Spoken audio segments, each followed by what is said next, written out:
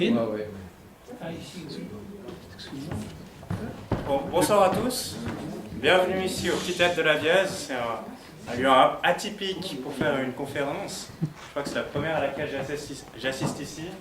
La preuve, on a eu des petits soucis au niveau matériel. Donc, une nouvelle conférence publique organisée par l'Appel Citoyen. Vous savez qu'on a lancé depuis le mois de juin un cycle de conférences ouvertes au public sur tous les thèmes qui sont liés à la Constitution valaisanne, dans un but pédagogique, mais aussi dans l'idée d'ouvrir de nouveaux horizons pour cette future constituante. Ce soir, notre invité va nous parler de droit et de liberté, deux thèmes qui sont vraiment complètement liés au droit constitutionnel. Il s'appelle Patrice Meyer-Bisch, il est coordinateur de la chaire UNESCO pour les droits de l'homme et la démocratie à l'Université de Fribourg, ancien professeur à l'Université de Fribourg, et également président de l'Observatoire de la diversité et des droits culturels à l'Institut de l'Université de Fribourg. C'est juste ? De GRAM, mais c'est une association indépendante. Voilà, d'accord. Donc, vous l'avez compris, c'est un spécialiste des droits de l'homme, en particulier des droits culturels et économiques. Il va pouvoir nous expliquer ce que c'est, j'imagine. C'est-à-dire un dit qui traverse toute la société. Oui. Si je dis qu'il est interdit de tuer, alors donc on peut fonder une liberté. C'est-à-dire que si le meurtre est permis, c'est la mafia, c'est n'importe quoi. Oui. Et si je dis qu'il est interdit de voler ou interdit de corrompre dans ce sens-là, on peut commencer à faire du commerce d'une façon correcte, n'est-ce pas? Parce que ce sera rationnel. Vous comprenez? Mais l'interdit dans une culture n'est pas nécessairement vécu de la même manière dans une autre culture. Alors, on appellera ça les interdits fondateurs, n'est-ce pas? Fondamentaux, et il y en a à plusieurs niveaux. Alors effectivement, par exemple au niveau du mariage, au niveau il y a une variété d'interdits. Mais l'idée de l'interdit du meurtre, par exemple, vous voyez, on va le considérer comme tout à fait fondamental. Et après, on peut ce que je viens d'indiquer, l'interdit de mettre quelqu'un en prison pour ses opinions. Ouais. Si quelqu'un fait un appel à la violence, alors, d'accord, il y a une répression qui est légitime. Voilà. Mais si quelqu'un dit, moi je ne suis pas de l'opinion, etc., et qu'on lui dit tais-toi, ça veut dire que non seulement c'est pas juste, mais en plus c'est pas rationnel. Prenez l'exemple des lanceurs d'alerte. N'est-ce pas? On voit bien aujourd'hui que les lanceurs d'alerte, ils sont extrêmement importants. J'avais un ami valaisan, je ne dirais pas qui, quand il y avait, je ne sais plus, quelqu'un, il était au Crédit Suisse à cette époque-là, quand il y a eu quelqu'un du Crédit Suisse qui a averti le directeur de l'époque qu'ils allaient droit dans le mur. Il s'est fait virer tout de suite. Et lui, il m'a dit, si je l'avais eu moi comme employé, j'aurais tout de suite doublé son salaire. Eh bien oui, parce qu'il y a quelqu'un qui va vous avertir d'un énorme danger, il faut l'écouter. Évidemment, on n'a pas envie de l'écouter, ça c'est clair, n'est-ce pas? Mais on a besoin de la diversité des opinions. Mais pas des opinions au sens simplement on va compter les voix, n'est-ce pas? La diversité des positions qui réfléchissent et qui argumentent. Voilà. Et c'est ça le fondement rationnel, comme vous avez dans une communauté scientifique. Dans une communauté scientifique, qu'est-ce qu'on fait? Eh bien, vous avez quelqu'un qui émet une hypothèse, il doit la publier. Pourquoi il va la publier? Comme dans le droit public, si vous voulez, il doit la publier parce qu'il faut qu'il la démontre de telle façon. Ça ne veut pas dire qu'il a raison, mais ça veut dire qu'il soumet l'hypothèse à n'importe qui aura les connaissances théoriques et les moyens techniques, laboratoires par exemple, pour pouvoir la vérifier. Et donc à ce moment-là, c'est une entreprise de démolition. Vous voyez? Dans les sciences, je fais une hypothèse, et après, il y a tous les collègues qui vont la bombarder pour la détruire, et un jour, ils vont réussir, parce qu'aucune théorie n'est parfaite. Vous voyez? Et donc, on est exactement dans ce fondement scientifique. La démocratie, c'est une approche qui relève de la modernité, de la foi dans la raison, c'est-à-dire c'est dans le débat rationnel le plus instruit qu'on arrive à prendre les positions les plus raisonnables. Ça ne veut pas dire qu'on a la vérité, parce qu'on ne sait pas tout, n'est-ce pas? Mais les positions les plus raisonnables. Et donc on va vérifier aussi, au fur et à mesure des années, des modifications qui arrivent. Voilà. Alors ici, je prends le cercle des couleurs de Giacometti, qui est Augusto, qui est l'oncle de Lamberto que nous connaissons, pour indiquer cette fois-ci, dans cette deuxième position, le débat politique partisan. Je prends partisan au sens laudatif, et quand je prends politique, comme vous, puisque vous êtes là, je le prends aussi dans un sens noble et positif.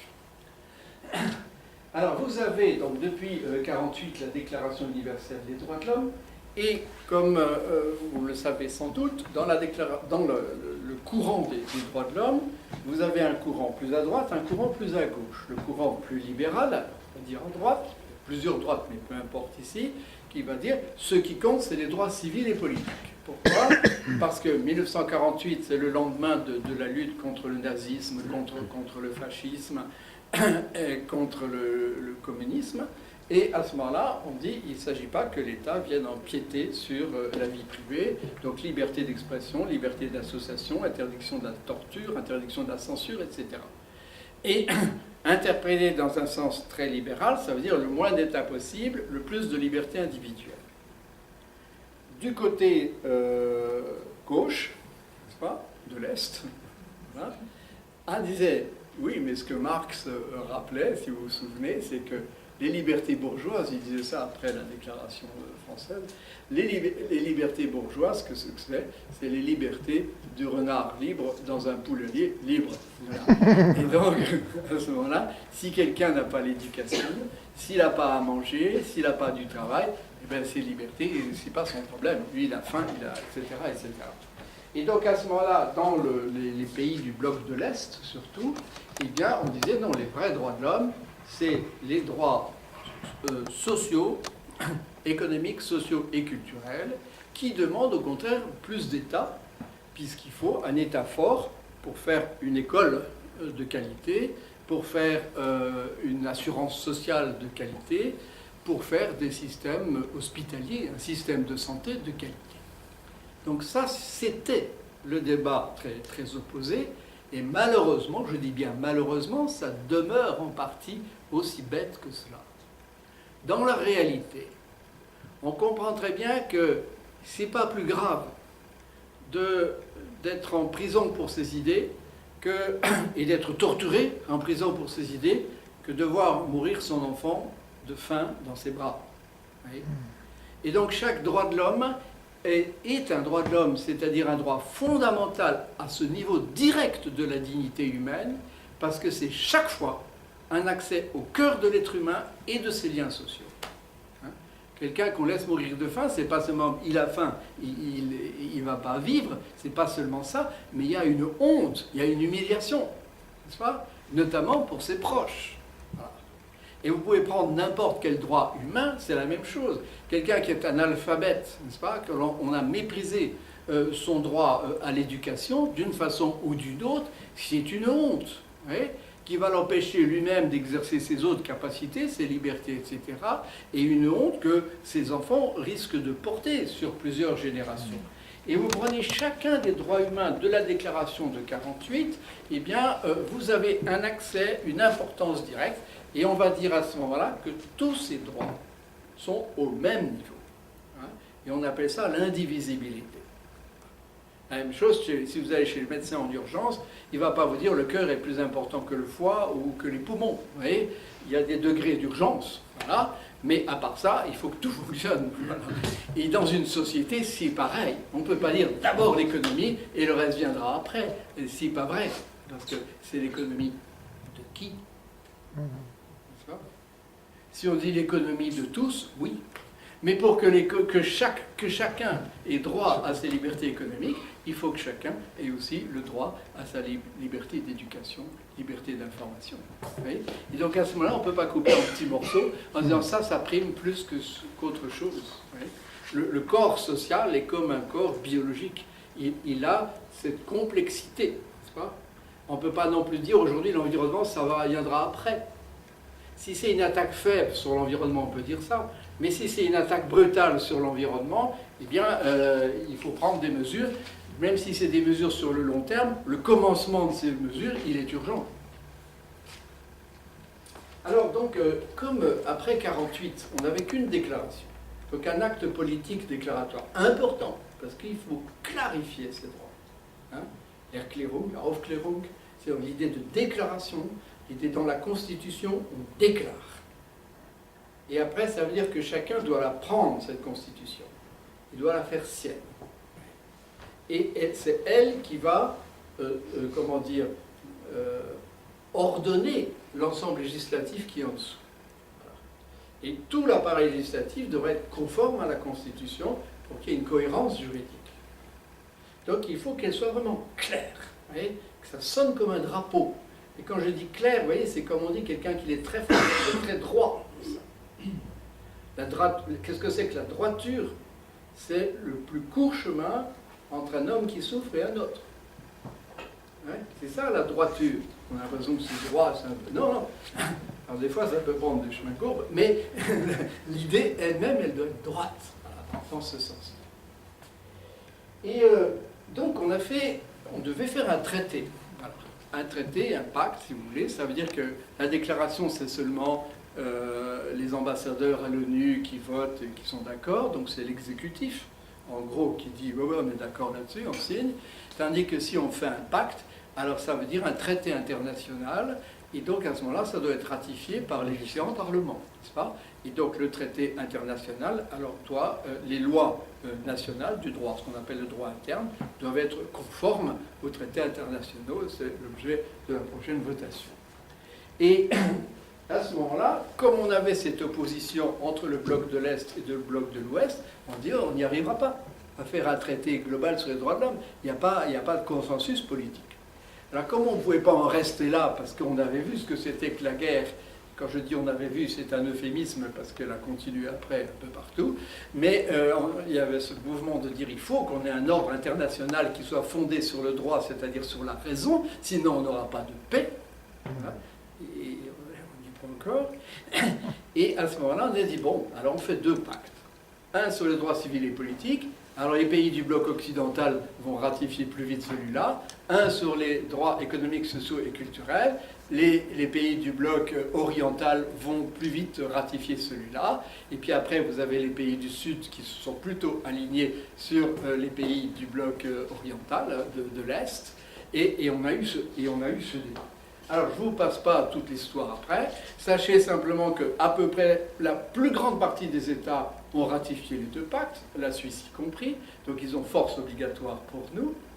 Et il y a un ou deux pays, donc les États-Unis sont un des pays du monde qui a ratifié, sinon le pays du monde qui a ratifié le moins de traités internationaux.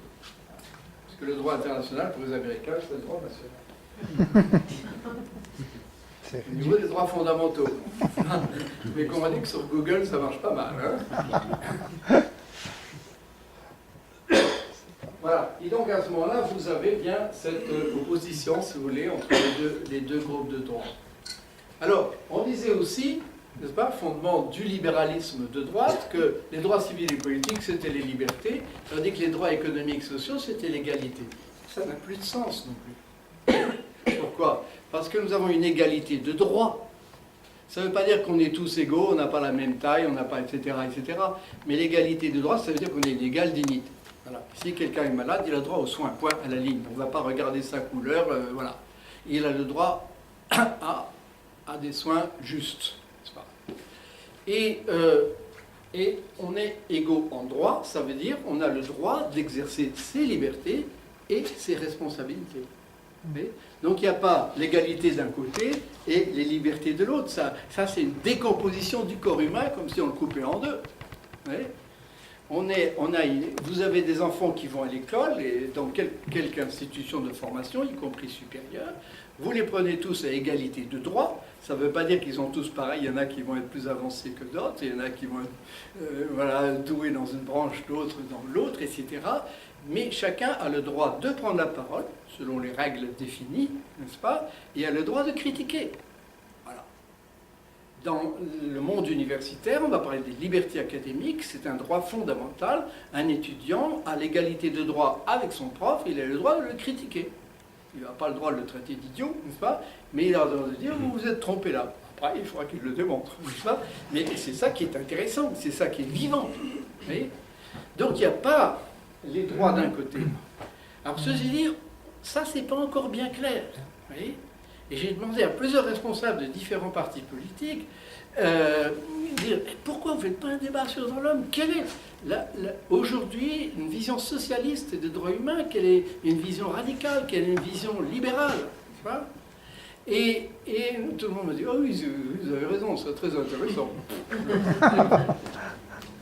Et j'ai demandé à Leroy pour le PS, une fois qu'il faisait une conférence à Fribourg, mais pourquoi vous ne parlez pas des libertés économiques des pauvres? Ah, il m'a dit, on préfère parler d'autonomie. Mais est-ce qu'en termes de communication, il a raison? N'est-ce pas? Alors pour lui, si on discute avec, il dira c'est pareil, n'est-ce pas? Je ne suis pas sûr. Mais, n'est-ce pas? Quand on dit le monde économique, on dit quoi? On dit qui? On dit les grosses boîtes, éventuellement les PME, n'est-ce pas? Mais c'est vous et moi le monde économique. Aussi, n'est-ce pas? Et un travailleur social, il est dans l'économie, comme je disais tout à l'heure. S'il va sortir quelqu'un du chômage ou de l'alcoolisme, etc., enfin, contribuer, il rentre dans un... Oui, il y a beaucoup de ces termes qui sont un peu galvaudés, justement, Complètement, parce qu'on on en fait des blocs. on fait chaque fois des petits puzzles, quoi. Et donc on oublie de dire quel est le sujet. Hein? Les libertés économiques, n'est-ce pas? Alors, au moment de la chute du secret bancaire, n'est-ce pas? À Genève, on disait le secret bancaire, c'est un droit de l'homme.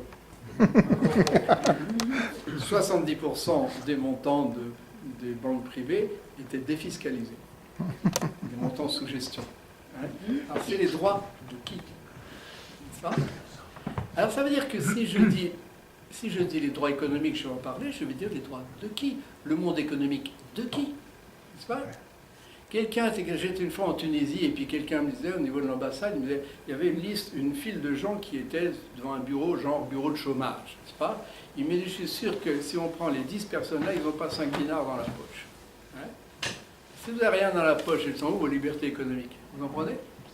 Donc si on travaille pour les libertés, si on est libéraux dans le sens philosophique du terme, au-delà des partis droite et gauche, on est toutes les libertés pour tous. Oui? Mais encore une fois, de façon rationnelle. N'est-ce pas? Donc, quelle est la liberté économique de quelqu'un qui est dans une souffrance sociale? Ça se réfléchit. Oui? Il a le droit à un minimum de choix. S'il a une séance sociale, c'est simplement un ticket d'alimentation et il n'a pas le droit, comme dans certains cantons, à mettre un tube de dentifrice parce que dans les 7 francs 50 ou les 10 francs qu'il a par jour, ça doit être uniquement de l'alimentation. C'est une injure. N'est-ce pas? Et donc, il y a le droit à acheter et à vendre. Pas la lune, mais d'une façon raisonnable et proportionnée. Vous comprenez l'idée? C'est dans le sens que je dis grammaire. Vous voyez? Parce que dans la grammaire, vous définissez le sujet. Chaque homme, seul et en communauté, en famille, en association, etc. Vous définissez le verbe. S'associer, participer, aller au tribunal, éduquer, s'éduquer, alimenter, s'alimenter, etc. Chaque fois que vous avez un verbe, avec qui, pour qui, les compléments. Chaque droit de l'homme nous permet d'écrire une phrase politique. Et c'est ça qui est important. Parce que là, on ne se paye pas de mots. C'est chaque individu qui compte, et chaque individu est comptable, et de lui et des autres. Ce n'est pas une société de consommation, ce n'est pas une société d'administrés, pas une société d'associés. C'est une authentique société libérale, mais responsable. Et responsable pas chacun de soi, mais responsable aussi du bien commun, qui implique un débat fort, puissant, et j'insiste encore, un débat savant. Sinon, on est dans l'opinionite, n'est-ce pas? Sinon, on pense que la règle de la majorité, c'est ça la démocratie. Si vous vous souvenez ce que disait Alexis Tocqueville, il disait la démocratie, la majorité, c'est la tyrannie du nombre. C'est la tyrannie du nombre, parce que la majorité peut se tromper. Je vais revenir là-dessus. Donc on a besoin de rationalité.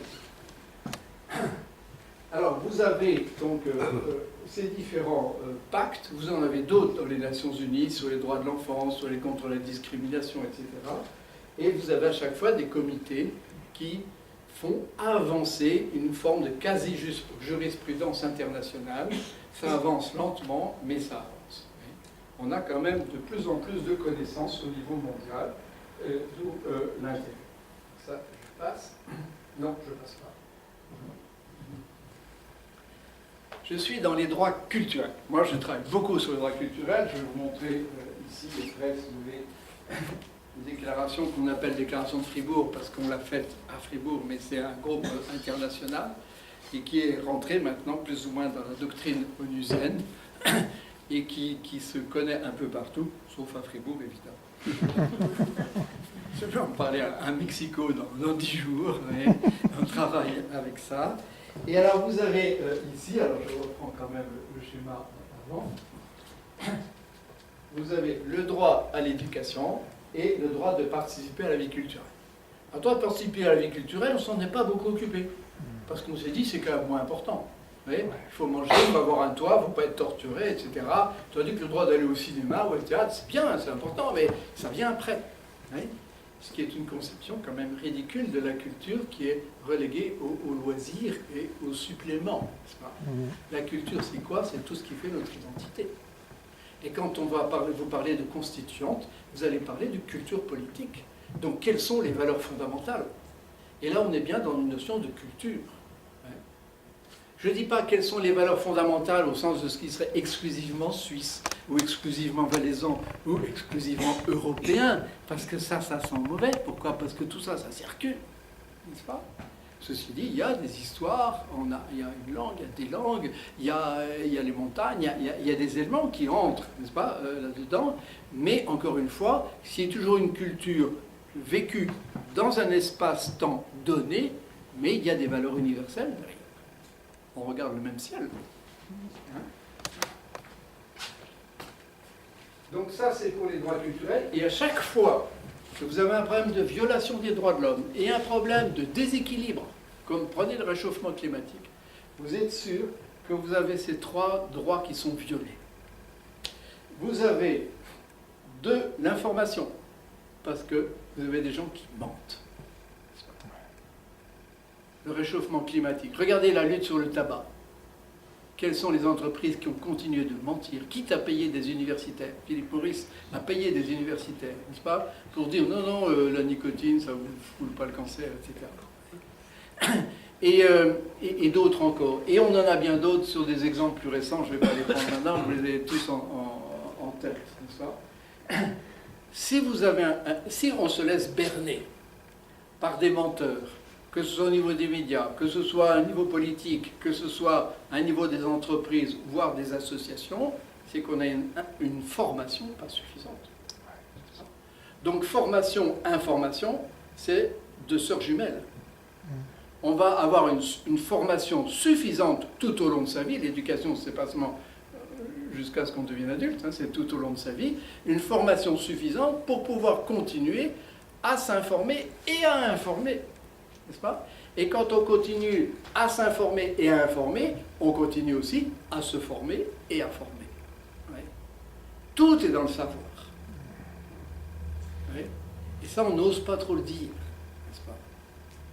Mais l'idée de démocratie, c'est que chaque citoyen est assez intelligent pour juger. Est-ce que c'est vrai? C'est de l'idéalisme, n'est-ce pas? Mais qui implique un volontarisme. C'est-à-dire, donnons la meilleure formation et information possible à tous. Et à ce moment-là, oui, on aura une vraie démocratie parce qu'on aura un peuple savant. Ouais. Encore une fois, quand je dis savant, c'est aussi bien le savoir d'un technicien de ceci, le savoir d'un agriculteur, d'un vigneron, le savoir d'un médecin, le savoir de quelqu'un qui est spécialiste des trains, etc.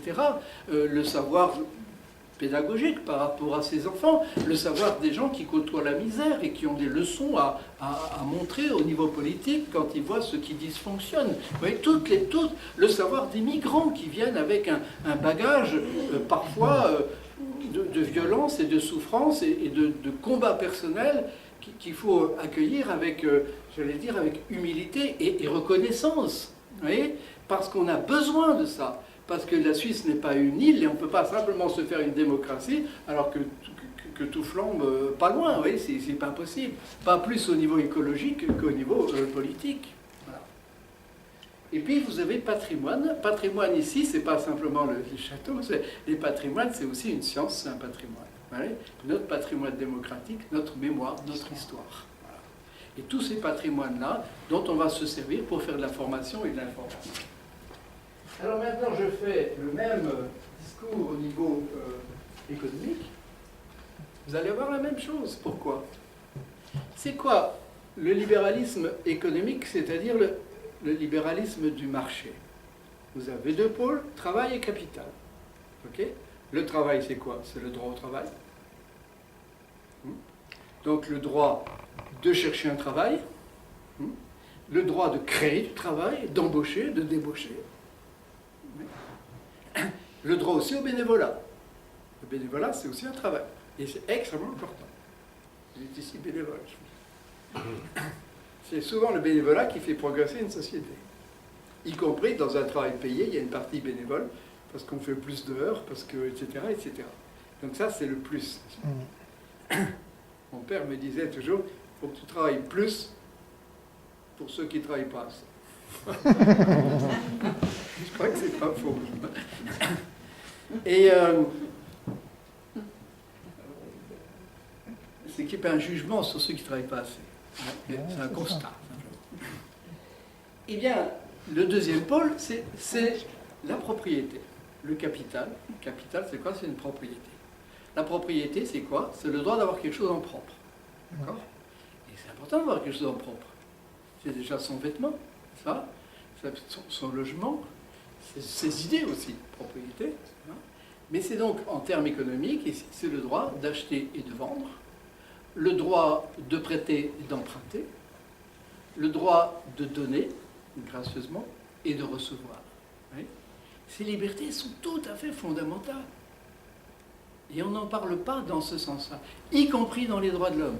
Parce que le droit de propriété, on en a, c'est l'article 17 de la Déclaration universelle des droits de l'homme, et quand on a fait la séparation entre les deux pactes, l'article 17 disait le droit seul ou en collectivité. Donc du côté droite, on disait la propriété c'est individuel, privé individuel, et du côté gauche, on disait c'est le collectif. Oui. Mais c'est idiot comme division, parce que vous avez toutes les sortes de propriétés, n'est-ce pas? La propriété d'une entreprise, c'est une entreprise privée, mais collective. Ouais. Sauf si c'est le patron qui a tout, mais vous voyez, c'est souvent une propriété collective avec des actionnaires, etc., selon les formes. Alors elle est privée, mais elle n'est pas forcément individuelle. Elle peut être individuelle, elle peut être collective. La propriété d'une famille, d'un couple qui est sous le régime de la propriété commune, n'est-ce pas? C'est une propriété collective dans ce sens-là, privée aussi. Et la propriété publique, qui est l'argent des impôts et les différents types de propriétés publiques, évidemment que c'est une propriété collective. Donc il faut élargir à toutes les formes de propriété. Alors au niveau du droit actuel, quand on dit propriété, c'est uniquement la propriété complète, n'est-ce pas, qu'on peut acheter et vendre. Mais le fait de louer, soit pour le fermage, pour un paysan, soit pour quelqu'un qui est locataire de son appartement, c'est aussi une forme de propriété, mais une propriété qui n'est pas complète, mais qui est complètement fondamentale et protégée, puisque la police ne peut pas rentrer chez vous si vous êtes locataire sans un mandat précis, n'est-ce pas? Donc vous avez le droit ici à la propriété privée, même si vous n'êtes pas propriétaire de plein droit de l'appartement, vous êtes propriétaire selon le contrat du bail pour un temps qui est donné. Et donc à ce moment-là, vous remarquez encore que pour être libre d'acheter et de vendre, pour être libre de travailler, qu'est-ce qu'il vous faut? Formation et formation. Donc vous avez trois droits. Quand on dit l'éthique économique, et quand on va voter simplement sur la responsabilité des multinationales, n'est-ce pas, sur les droits de l'homme, tout le monde va prendre l'argument qui est de dire le grand marché, il ne doit quand même pas exagérer. Donc il faut qu'il respecte l'environnement, il faut qu'il respecte les droits de l'homme. Mais il faut être plus fort que ça et plus rationnel que ça. Les droits de l'homme, c'est des facteurs économiques fondamentaux. N'est-ce pas? Comme l'environnement, c'est quoi? Ben, c'est des ressources. Et si on bousille l'environnement, eh ben, voilà, on scie l'arbre, la branche sur laquelle on est assis. N'est-ce pas? Donc il ne s'agit pas de dire, vous faites ce que vous voulez, mais attention, n'exagérez pas. n'est-ce pas? Il faut dire non, une logique économique, c'est une logique qui consiste à valoriser des ressources. Nous sommes d'accord? À valoriser d'abord des ressources humaines. Vous engagez quelqu'un, vous le valorisez, vous valorisez votre entreprise et la personne, et normalement la valorisation doit être gagnant-gagnant, n'est-ce pas? Et vous valorisez un environnement naturel, une carrière, etc. Et vous valorisez aussi un capital financier, vous valorisez un capital industriel, bâti, etc., etc. Et donc, à ce moment-là, mais pour que ça marche, pour que vous soyez libre, il faut que vous disposiez de l'information adéquate. Aujourd'hui, on n'est pas en libéralisme économique, on est en anarchie. On n'est pas dans une société capitaliste au sens noble du terme. On est dans un capitalisme très sauvage. Parce que combien d'acteurs mentent? N'est-ce pas? Quand on cherche la traçabilité sur les produits, on va vers un véritable libéralisme et un véritable capitalisme où le capital est au service de l'économie. N'est-ce pas? Un pont temporel entre le passé et le futur. Vous voyez? Mais vous avez compris, le critère, il est dans la vérité. Alors personne n'a la vérité, n'est-ce pas? En tout cas, on sait qu'il y en a qui mentent. Donc, quand je dis la vérité, ça veut dire selon les connaissances disponibles. Oui. Excusez-moi, je ne sais pas si on pose des questions. Oui, allez-y, parce que sinon, moi, je m'arrête. C'est passionnant. Votre avis m'intéresse sur une question que je me pose souvent, justement, par rapport à l'anarchie, comme mentionné, ou le mensonge. Pour résumer ma question, est-ce que, à votre avis, le mensonge est inhérent à l'être humain, ou est-ce que c'est le système dans lequel on vit qui pousse les êtres humains à mentir? Si vous voulez, toute vie est risquée. Ça veut dire qu'on a peur. Voilà. Et donc le mensonge, il va avec la peur. Ouais. Si vous avez un enfant qui se drogue, que vous avez des petits signaux d'alarme, vous ne voulez pas les voir. Ouais. Parce qu'on n'est pas prêt à avoir une catastrophe en face. Voilà. Alors pour le réchauffement climatique, si vous voulez, dans tout un autre niveau, on est à ce niveau-là. On n'a pas trop envie, n'est-ce pas, de voir que ça va mal. On n'a pas trop envie de dire qu'il faut vraiment modifier nos comportements. Et pourtant, c'est rationnel. On n'a pas trop envie de dire, bon, arrêtons de faire des centrales à charbon, par exemple. Alors, avec l'idée que ça crée des emplois, hein, n'est-ce pas, et que ça, bon, mais on peut créer des emplois de façon beaucoup plus intelligente, avec beaucoup plus d'intelligence sur l'agriculture, sur le retraitement des déchets, sur des productions d'autres types de produits recyclables, etc., etc.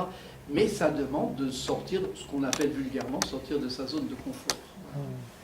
Donc si vous voulez, entre l'homme naturellement bon et l'homme naturellement mauvais, j'opte absolument pour l'homme naturellement bon, parce que c'est sa puissance, n'est-ce pas? Mais en même temps trouillard et paresseux. Voilà. Et qui fait que quand on a peur de quelqu'un, on risque d'être violent, parce qu'il va vous marcher sur les pieds, vous ne savez pas vous défendre. Si vous n'êtes pas sûr de vous, vous allez être violent. Hein? On est violent à l'égard des étrangers quand on n'est pas sûr de sa propre culture politique. C'est pareil. Les gens qui sont violents à l'égard d'une autre religion ne sont pas sûrs de leur religion, ou de leur absence de religion. Oui. Ça veut dire qu'on est d'accord avec tout, n'est-ce pas? Puisqu'il y a des fondamentalistes, on n'est pas d'accord avec, n'est-ce pas? Mais ceux qui font les amalgames, Ce soir, vous m'avez effrayé. Bon, ça c'est bien. Alors. C'est bon signe. Parce qu'on fait tout faux. Moi, j'ai l'impression qu'on fait tout faux. Alors, est-ce qu'on pourrait arriver vers un monde idéal entre guillemets, hein, parce que ce sera... Ça, c'est la première idée que je vous présente. La deuxième, c'est est-ce qu'on pourrait résumer tout ça, égalité, liberté, égalité, fraternité. Oui. C'est la devise française, elle va bien. Je ne sais pas si vous l'avez dans la Constitution. Liberté, c'est ce que je dis. Égalité, c'est le droit. Égalité de droit. Et fraternité, c'est la responsabilité. Mais de tous. Ouais, ce n'est pas des principes comme ça, sans sujet et sans complément. C'est ça qu'il faut voir. C'est comme si on dit, vous avez des gens qui disent, les artistes, la culture c'est important. Oui, mais la culture de qui? Pourquoi? De quoi? Et alors, la langue de bois, n'est-ce pas, consiste à trimballer ces grands mots comme ça et à les amalgamer ensemble. Est-ce qu'on fait tout faux?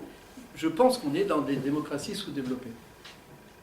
Ça ne veut pas dire qu'on fait tout faux, parce qu'on a quand même des bons acquis, n'est-ce pas? Et on a une démocratie de proximité, et on a ces droits dits populaires. Tous les droits sont populaires, mais ce qu'on veut dire, le droit d'initiative, le droit de référendum, qui sont des acquis. On a la séparation des pouvoirs qui branque-balle un peu, n'est-ce pas? Parce que si on élit des juges sur le parti politique, c'est pas tout à fait une séparation des pouvoirs. Ça, c'est un gros problème de la démocratie suisse en termes de rationalité. Mais la séparation de l'exécutif, du législatif et du judiciaire, c'est un principe de rationalité fondamentale sur lequel il faut toujours travailler. Pourquoi? Parce qu'on ne peut pas simplement dire c'est séparé, parce que sinon chacun est dans son coin. Donc il faut voir comment ils sont connectés. Et c'est là que c'est difficile. La même chose qu'on a en Suisse, une très grande valeur, c'est le principe de subsidiarité. De subsidiarité, alors on le voit, ce qui doit être fait au niveau de la commune est fait au niveau de la commune, ce qu'on ne peut pas faire au niveau de la commune, on va le faire au niveau du canton, ce qu'on ne peut pas faire au niveau du canton, on le fait au niveau du Bund, de la confédération, mais c'est pas seulement ça, c'est aussi la subsidiarité entre les acteurs privés, publics et civils. Ce que l'État ne peut pas faire, une association peut le faire, n'est-ce pas? Ou un acteur privé peut le faire, et inversement, n'est-ce pas? Et donc à ce moment-là, on a une responsabilité commune où chacun doit faire son job, mais il est aussi co-responsable de l'autre qui ne fait pas son job. Vous voyez? Alors ça ne veut pas dire qu'on doit tous faire tout, n'est-ce pas? Mais prenez, vous êtes une équipe médicale, et puis voilà qu'il y a un assistant qui n'est pas là. Vous devez faire quoi? Vous ne pouvez pas dire, oh ben, il n'est pas là, moi je m'en fous, on fait ce qu'on peut, et puis tant pis pour le patient. Donc il faut absolument vous débrouiller pour le remplacer d'une façon ou d'une autre, n'est-ce pas? Alors nous, on est à la même chose. Vous avez une entreprise qui ne fait pas son job parce qu'elle ment, parce qu'elle se fout de tout, n'est-ce pas? Alors à ce moment-là, si on peut faire des poursuites judiciaires, alors on le fait, mais ça prend beaucoup de temps. Et puis il faut aussi travailler en amont. Mais vous pouvez avoir aussi des consommateurs qui se foutent de tout parce qu'ils achètent n'importe quoi. Vous avez le problème du sucre. Tout ce qu'on sait maintenant sur l'hyperconsommation du sucre, ben vous avez un lobby industriel qui veut rien entendre là-dessus, n'est-ce pas? Et qui va dire, c'est la liberté du consommateur.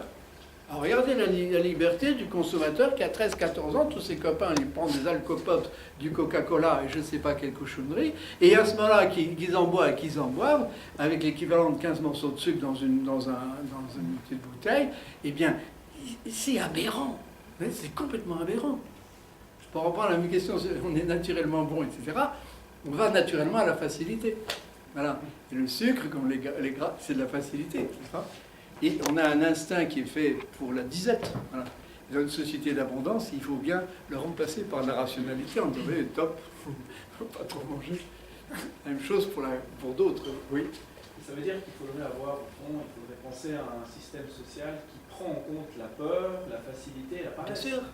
Et l'assumer, vraiment le construire là-dessus aussi. Et puis, pas mais c'est un peu ça l'idée de la séparation des pouvoirs. Quand vous avez la loi sur les associations, n'est-ce pas? Si vous créez une association, vous pouvez simplement dire on a une association. Si vous êtes reconnu, vous devez avoir un comité, vous devez avoir une assemblée générale et vous avez des contrôleurs de comptes externes, qui doivent être élus par l'assemblée générale.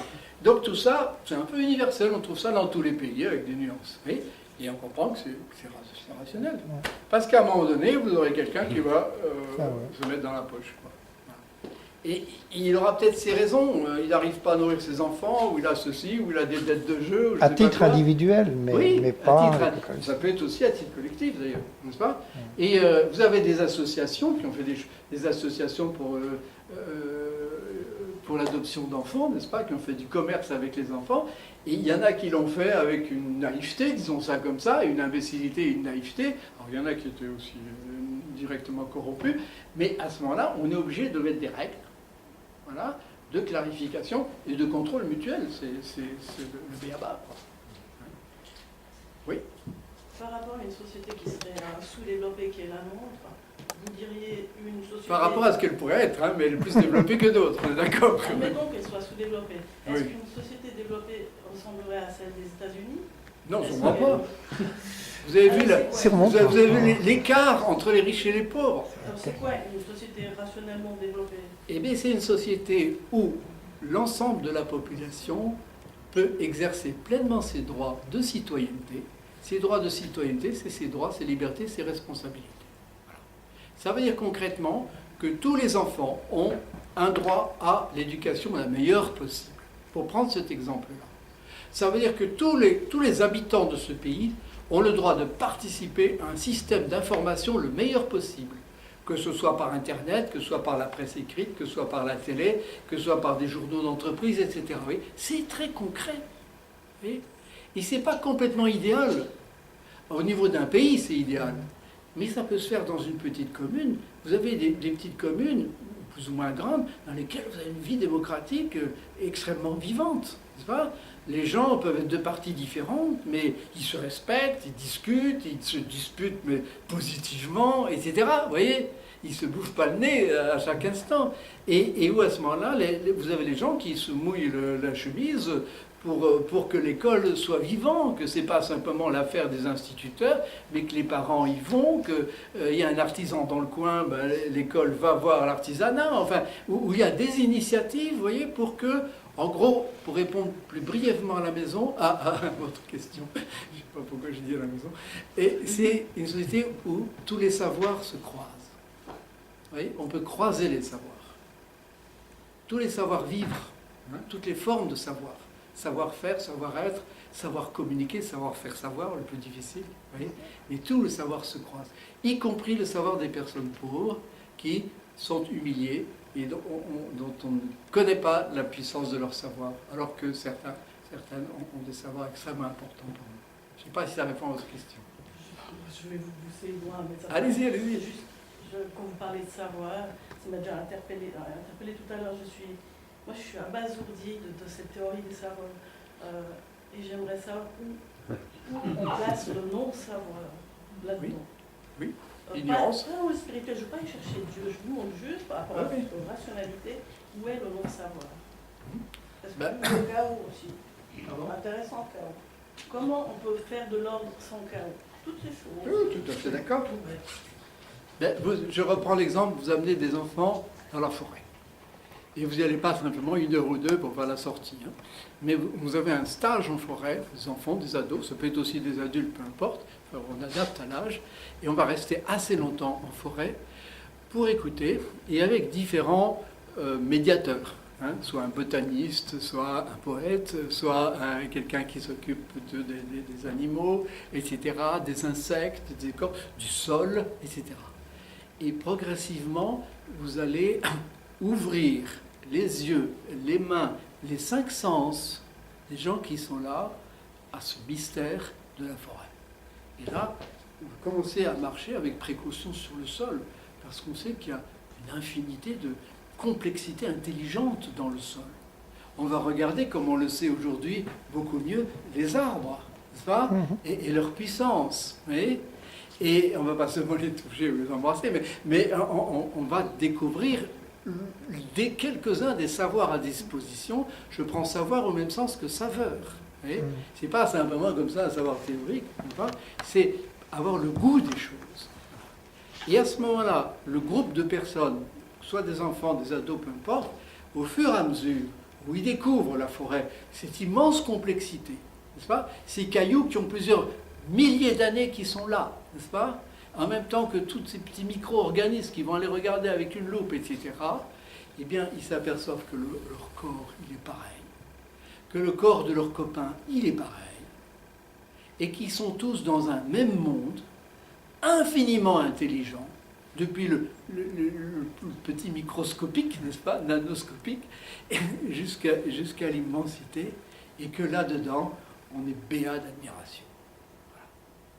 Et qu'en même temps, qu'on n'y comprend rien, parce que c'est pas un monde bisounours, puisque la lutte de la vie, c'est aussi la mort, etc. Et comme vous dites, il y a un chaos, un certain chaos, mais un chaos qui produit de l'ordre, effectivement, puisque dans l'écosystème, les écosystèmes, vous avez toujours une dimension de chaos et qui est absolument nécessaire pour adapter de l'ordre.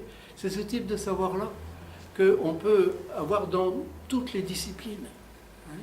Quelqu'un qui découvre l'immensité de la littérature, il a cette même impression, l'immensité de la peinture, l'immensité de l'astrophysique, il a l'immensité de l'histoire, il a ce même admiration. Chacun a le droit d'admirer. Et ça, c'est la source et c'est la force de la paix. Ouais. Si on n'a pas ça, on a peur. Et donc l'enfant qui a pu participer à cela, il a un privilège que d'autres n'ont pas et qui va garder toute sa vie.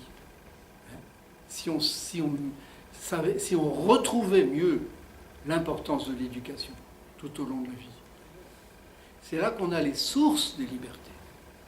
Pas simplement affirmer on est libre, mais où est-ce que ça s'ouvre, la liberté? Comme une rivière qui s'ouvre, où est sa source? Sa source, elle est dans les saveurs admirées, dans les saveurs partagées. Où on dit, mais je ne sais pas grand-chose. Donc toi qui es à côté de moi, tu sais autre chose, toi tu sais autre chose, toi tu sais autre chose. Donc on a intérêt, n'est-ce pas? Tu n'es plus mon ennemi puisque tu sais autre chose. Toi qui n'as pas la même foi religieuse que moi, mais alors raconte-moi ta foi, c'est quoi? Tu sais rien? Ah ben zut alors. T'es fondamentaliste? Oh mon pauvre ami, c'est bien malheureux, n'est-ce pas?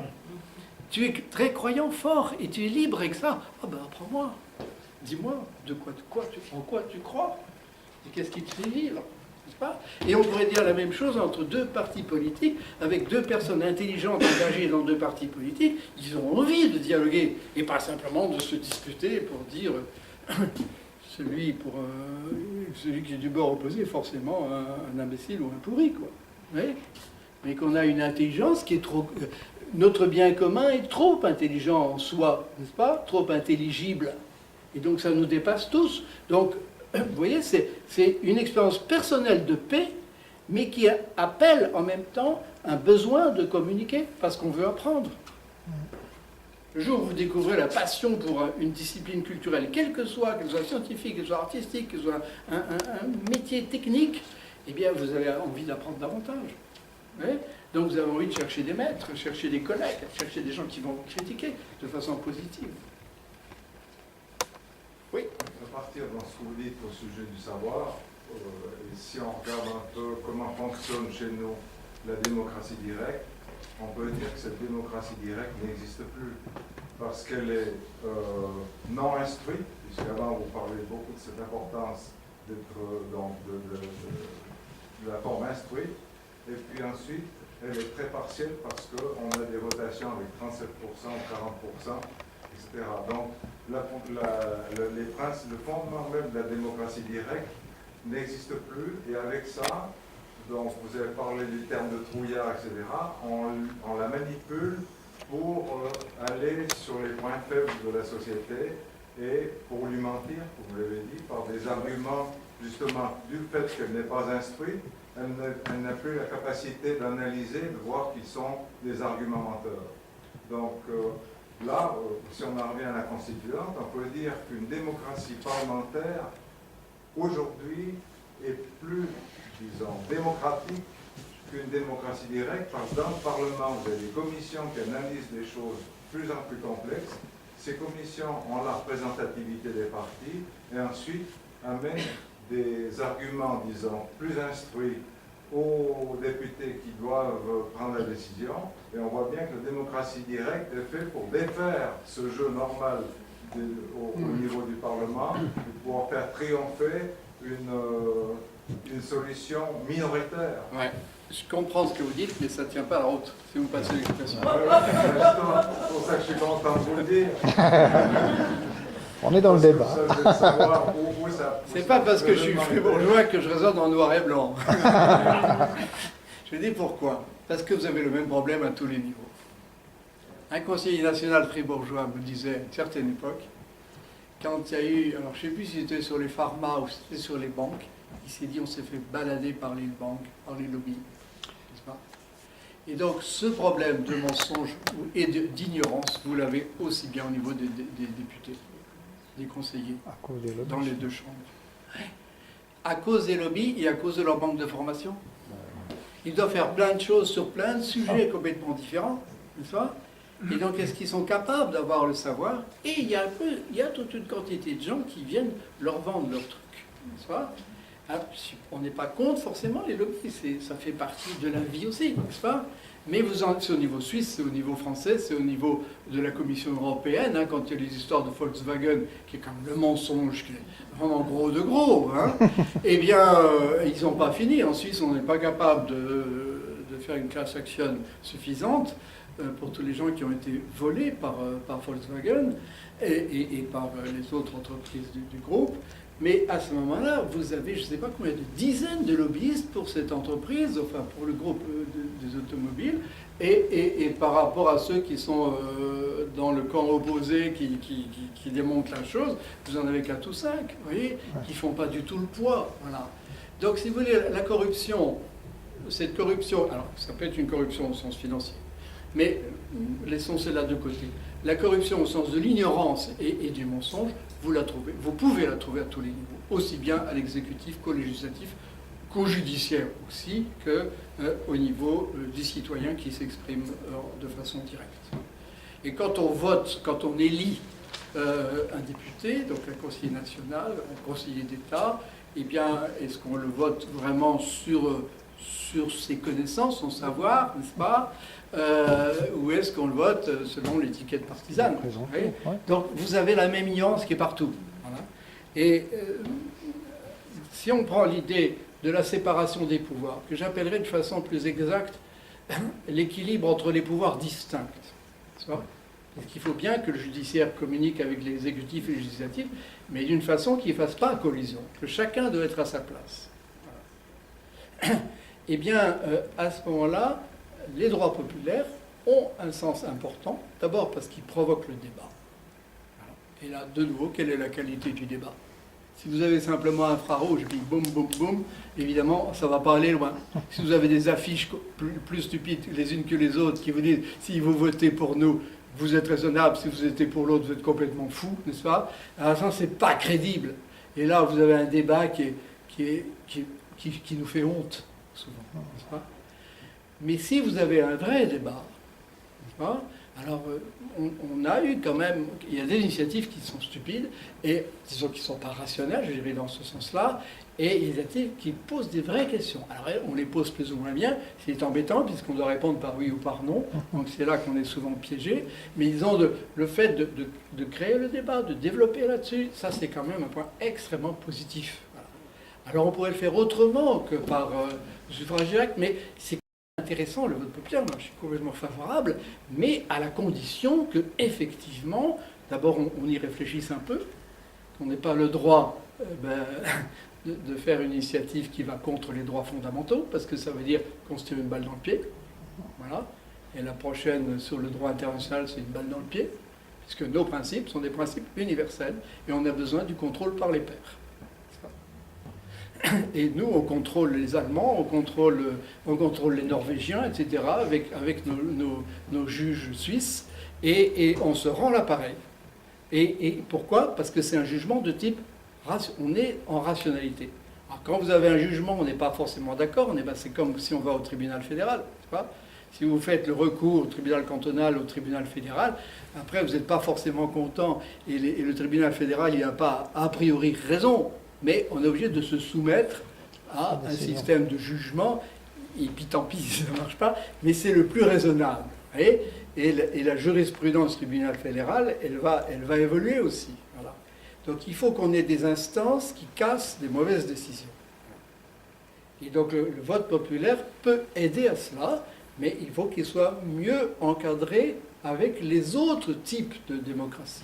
Donc il ne faut pas qu'il soit en concurrence avec la démocratie parlementaire, mais en complémentarité.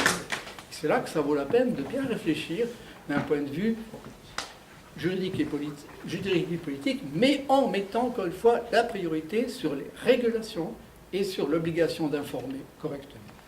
Vous voyez ce que je veux dire?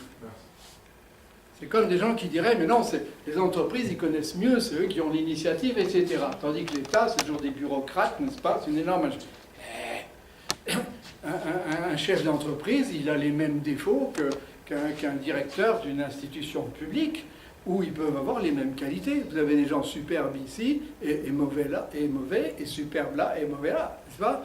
Ce qu'il faut, c'est pouvoir travailler ensemble, et qu'effectivement, on ait ici une régulation mutuelle entre les acteurs publics, les acteurs privés, les acteurs civils. Prenez la même chose pour les médias, n'est-ce pas? Le fait d'avoir une presse libre et indépendante, c'est complètement central. Parce qu'à ce moment-là, oui, vous avez des journalistes d'investigation qui vont aller regarder ce qui se passe Et maintenant, on a des moyens beaucoup plus puissants pour aller regarder, si vous prenez une multinationale, d'aller regarder toute sa chaîne de production de A à Z, n'est-ce pas? On peut le faire. Oui. Et dans bien des domaines. Voilà. Et donc on a comment dire, l'idéal de démocratie est plus atteignable qu'avant, au point de vue théorique, n'est-ce pas? Mais vous avez peu de gens qui sont vraiment démocrates. C'est-à-dire vous avez peu de gens qui croient aux idées. C'est ça le problème. Or, une idée, c'est concret. N'est-ce pas? Si vous êtes dans une entreprise, si vous n'avez pas d'idée, vous êtes mort. N'est-ce pas? Donc une idée, c'est ce qui fait innover, une idée, c'est ce qui fait avancer. Mais une idée n'est concrète que si elle contient ses moyens de réalisation. Oui, une idée concrète, une bonne idée, c'est une idée qui a ses moyens de réalisation. Donc on va entrer en discussion, on va essayer de démontrer ce qu'on veut faire. Oui, alors, je suis très fan de ce que vous dites, hein, je suis tout à fait d'accord avec vous. Oui, concrètement, dans la vie de tous les jours, j'arrive pas à voir comment ça pourrait être fait. C'est réalisable. Je vois, quand on va à l'Amiro, par exemple, les gens s'en foutent. Ils s'en foutent d'acheter des fruits qui viennent d'Afrique du Sud. Et comment on pourrait changer ou faire changer les mentalités? Si vous voulez, on est dans une logique écosystémique. Vous voyez, quand vous êtes en écosystème, c'est pas seulement en écologie. Hein. Vous avez un marché, c'est un écosystème économique. Voilà. Une démocratie, c'est un écosystème politique. Hein. Le droit populaire, c'est une façon d'agir. Le Parlement, c'est une façon d'agir. Une manifestation de rue, une opinion qui se développe par une pétition, par un média, etc. C'est une façon d'agir. Et tout ça va faire un écosystème, voilà, plus ou moins riche. Donc, vous ne pouvez pas dire il faut commencer par là. C'est comme si vous voulez lutter contre le chômage, vous pouvez dire il faut commencer par là, n'est-ce pas? Il faut au moins 30 mesures, qui ensemble vont se combiner, et qu'on va adapter au fur et à mesure pour voir les effets de synergie, les effets indirects, ou des mesures qui vont se neutraliser et tout faire flop, voire avoir des effets pervers. Donc dans le cas présent de l'alimentation, je donnerai un exemple, mais il faut une forte éducation à l'école. Dans l'écologie, l'enfant, il apprend tout de suite. J'ai un collègue, prof d'université, qui, une fois, il avait mis une pile dans la poubelle. Il y a sa fille qui l'a regardé. On dit, mais qu'est-ce que tu fais, papa? Il est devenu rouge. Parce qu'une pile, ça polluait définitivement 1 mètre cube, une petite pile de terre, n'est-ce pas? Donc elle a appris ça à l'école, c'est visible, c'est concret. Voilà. C'est un motif d'espoir pour moi, l'écologie, parce que l'écologie, ça se voit. Et avec d'autres choses qui se voient moins. S'il y a des gens qui sont pauvres, qui sont cachés dans un coin, ça ne se voit pas. Le réchauffement climatique, ça va faire mal. Malheureusement, dans tous les progrès, c'est les gens les plus pauvres qui payent le plus cher. Donc on est rationaliste, on croit au progrès. On n'est pas naïf. On sait que chaque progrès coûte trop cher. Donc il faut progresser mieux, de façon plus intelligente et plus vite, mais dans le bon sens du terme, pour que ça ne coûte pas trop cher. Et souvent, il faut des catastrophes pour agir. C'est ça le problème. En ce petit texte qui est fondamental de Jean-Jacques Rousseau, la volonté générale est toujours droite, étant toujours à l'utilité publique. Donc ça, c'est le fondement même de la démocratie. Mais il ne s'ensuit pas que les délibérations du peuple aient toujours la même rectitude. On veut toujours son bien, mais on ne le voit pas toujours. Jamais on ne corrompt le peuple, mais souvent on le trompe. Et c'est alors seulement qu'il paraît vouloir ce qui est mal. Donc le populisme au sens péjoratif, vox populis vox dei, parce que l'opinion majoritaire a décidé, on dit que c'est le peuple. Non, ça n'est pas vrai. Ça, c'est la tyrannie du nombre. Le peuple qui a raison, c'est le peuple qui parlemente et qui prend le temps d'argumenter pour trouver la loi la plus raisonnable. Et pour trouver la loi ou la décision politique, ou de jugement judiciaire, la plus raisonnable. Et pour faire ça, on travaille sur des arguments de raison. Alors le quorum, c'est aussi la tyrannie du nombre? On est obligé de faire des lois de majorité, une majorité qualifiée, etc., quand on n'a pas le temps, voilà, parce qu'on est en trop grand nombre. Voilà. Mais si vous voulez, on n'a pas le temps, donc on va voter à la majorité. Ou on va voter à une majorité qualifiée, des choses comme ça. Ouais. Vous voyez, dans un débat, vous êtes une association, vous avez des gens, allez, on va voter. Attendons, prenons le temps, discutons. Et peut-être qu'il y a une personne qui est contre tous, Et si elle argumente bien, peut-être elle va faire retourner la situation. C'est ça. Tu vois, le lanceur d'alerte, il est dans cette position-là. Et donc, c'est un débat de raison. Vous voyez? Et quand je dis raison, c'est vivant, la raison. Vous voyez? C'est l'intelligence qu'on a avec les animaux, avec les arbres, avec le sable, avec l'eau, avec la montagne. C'est l'intelligence du corps, c'est l'intelligence des sentiments. C'est tout ça. Une intelligence qui est fondamentalement admirative et donc émotionnelle, mais émotionnelle, pas au sens... Il y a les rationnels et il y a ceux qui sont émotionnels. C'est l'être humain complet. Vous voyez, qui a du plaisir d'apprendre, qui a du plaisir de partager. Et qui peut éprouver la force de la révolte quand il y a quelque chose qui n'est pas juste. Oui. Là, quand vous parlez justement du lanceur d'alerte, pourquoi alors on le punit dans la loi ici? J'arrête. Comment? Pourquoi alors on le punit dans notre loi, le lanceur d'alerte? Parce qu'on en a peur. Il a peur de nouveau. Toute institution est fragile. C'est ça? Quand on a parlé des individus qui ont peur, les institutions, c'est encore pire. Les institutions, elles fonctionnent si tout le monde est d'accord. Donc si quelqu'un n'est pas d'accord, ça va foutre le bazar, n'est-ce pas? Donc si on n'est pas très sûr de notre culture d'entreprise, que ce soit culture d'entreprise d'un État, culture d'entreprise d'une société, n'est-ce pas? On lui dit de la boucler, rentre dans le rang, n'est-ce pas? Tandis que si on est d'accord d'avoir un débat ouvert, on dit, ben, viens, exprime-toi. Pas d'abord dans la presse, hein. On va discuter entre nous, vous êtes d'accord. Voilà. Et puis si ça ne va pas, hein, voilà.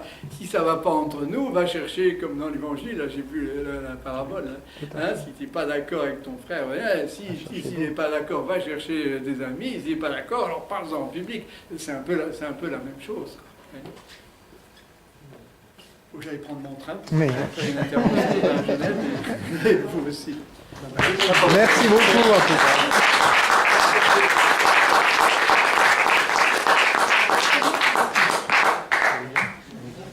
Vous pouvez trouver ce petit bouquin, Souveraineté et coopération, vous mettez sur Google, vous le trouvez, il est en accès libre, c'est tout cet ensemble sur la grammaire démocratique. Oh, super. Souveraineté et coopération. On va le trouver.